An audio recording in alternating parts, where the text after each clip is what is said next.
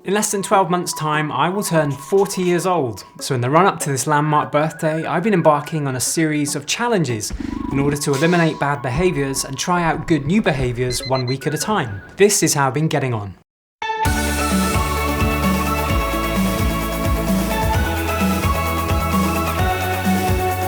For the first of my weekly challenges, I spent 7 days waking up at 4:30 AM. Since having 2 small children, I've become a morning person, regularly getting up just before 6 AM.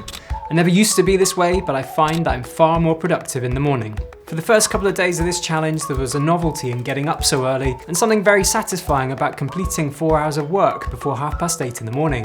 However, this soon wore off.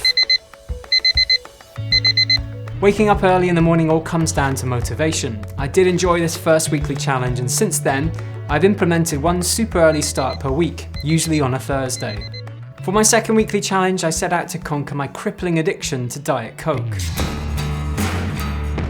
Since being a teenager, I've always drunk way too much of the stuff, and recently, it wasn't unusual for me to drink 2 litres of it every day. That's the equivalent to 6 cans. I set out to break this habit by drinking nothing but 3 litres of water every day for 7 days. I had a rough start to this challenge. Coming off caffeine gave me terrible headaches and withdrawal symptoms. Get me some Diet Coke. But these soon passed after a couple of days. I felt like I was flushing out my system by doing this challenge. I noticed that my energy levels were massively improved and I was far more alert. Since completing the challenge, I have had the occasional Diet Coke, but I genuinely think that my addiction is under control. I try and keep a bottle of water by my side at all times, and this helps a lot. For my next challenge, I set out to run 10 kilometers every day for 7 days. I've never really been into running, and as I get older, I do notice that my body takes longer to recover from hard physical workouts. Tired, that was hard. But I felt like I wanted to include a tough physical challenge to see how I'd cope both mentally and physically. 10K! I've always preferred to run on a treadmill. Cushioning effect is much kinder to my body. For the first 2 10K runs on this challenge, I was away working in Switzerland. This meant that I was running outside for 2 consecutive days. I'm pleased so far, 2 down, 5 to go.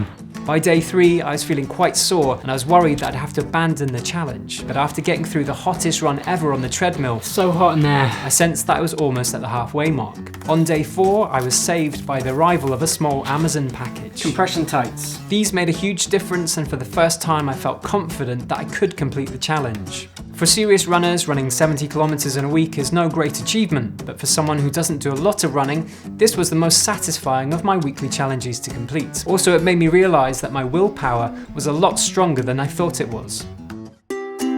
After the physical exertion of running 10 kilometers every day, I deprived my body of sugar for 7 days. Now this was a tough challenge. I love sugar and it's hard to avoid. So I had to be very strict with what I was eating, and for the first few days I found this to be really hard. I did find that I had a lot more energy by cutting out sugar, and the dreaded afternoon slump was avoided. I slept better during this week as well, and interestingly I lost more weight by not eating sugar than I did the previous week running 70 kilometers. However, I was very glad to make it through this week. Chocolate had never tasted as good as it did than after completing this challenge. For my most recent weekly challenge, I switched off my beloved iPhone for 7 days. At first, it felt a little bit strange not carrying my phone around with me, and I became very aware of the times when I'd normally reach for my phone to do some mindless scrolling. As the week progressed, I became much more interested in the places I'd visited, and I definitely felt more engaged with the people I was spending time with. At the end of the week, I'd missed 13 phone calls and 9 text messages, none of which were important. I'd have no problem whatsoever with going back to using a non-internet connected mobile phone.